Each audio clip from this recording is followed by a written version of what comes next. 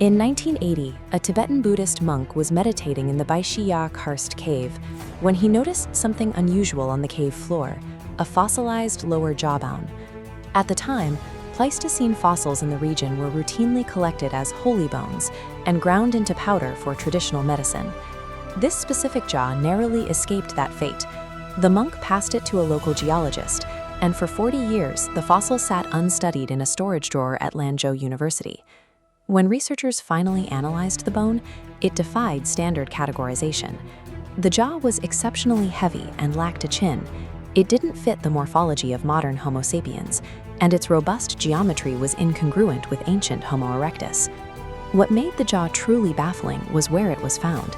The Xiahe karst cave sits on the edge of the Tibetan Plateau, at an elevation of 3,280 meters. Up here, the atmosphere contains about 40% less oxygen than at sea level. For unadapted lowlanders, chronic exposure to this environment is lethal. The lack of oxygen causes the body to overproduce red blood cells. The blood thickens, leading to cardiovascular strain, pulmonary hypertension, and elevated infant mortality. To determine when this hominin lived, scientists tested the calcified carbonate crust sticking to the bone. The resulting date was 160,000 years old. Before this test, the earliest evidence of humans surviving in high-altitude environments was from around 40,000 years ago. This jaw pushed that timeline back by 120,000 years. Identifying the occupants of this cave would establish a human presence on the plateau long before the arrival of modern humans. But the humid, fluctuating conditions within the cave had left the bone's DNA T-degraded for sequencing, leaving the lineage of these high-altitude survivors unidentified. To bypass the degraded DNA, researchers at the Max Planck Institute turned to paleoproteomics. Instead of looking for nucleic acids, they extracted ancient proteins preserved deep inside the dentine of the jaw's molars. Over hundreds of thousands of years, the structure of a DNA double helix shatters into unreadable fragments. But structural proteins, like biomineralized collagens, have robust peptide backbones that survive for hundreds of thousands of years.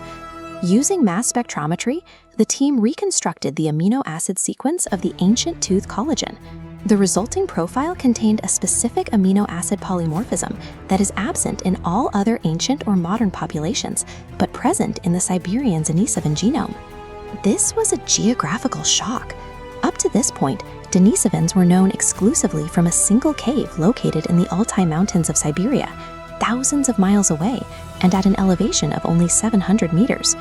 While the Lanzhou jaw now had a taxonomic identity, a question remained. Skeptics argued that a single jawbone didn't prove the Denisovans had actually adapted to the plateau. This individual could have been an isolated case rather than part of a resident population. The researchers needed to prove that the Denisovans were a permanent, multi-generational fixture on the plateau, but there were no other skeletal remains in the cave to test.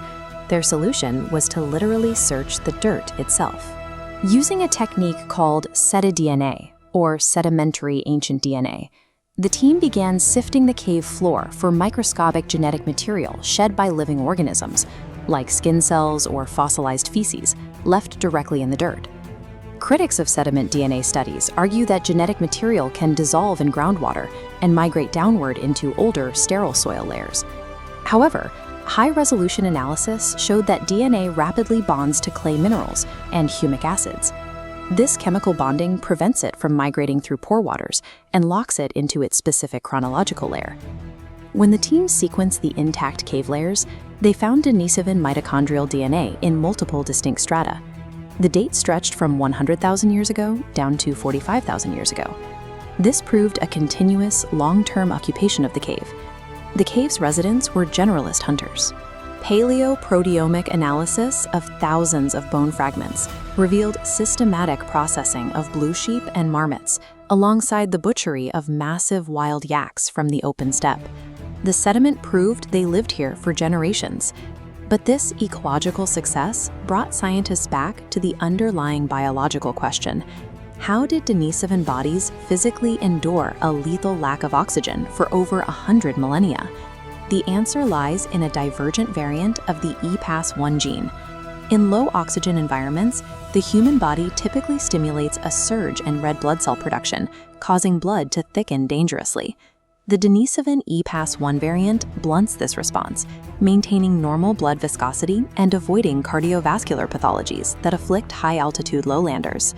Fast forward to roughly 48,700 years ago, anatomically modern humans were actively dispersing across the Eurasian continent and migrating into East Asia. During this expansion, those early modern humans encountered and interbred with the resident Denisovan populations. Through this admixture event, the specialized EPAS1 gene variant was incorporated into our own human gene pool. Modern humans now carried the genetic foundation for high-altitude survival.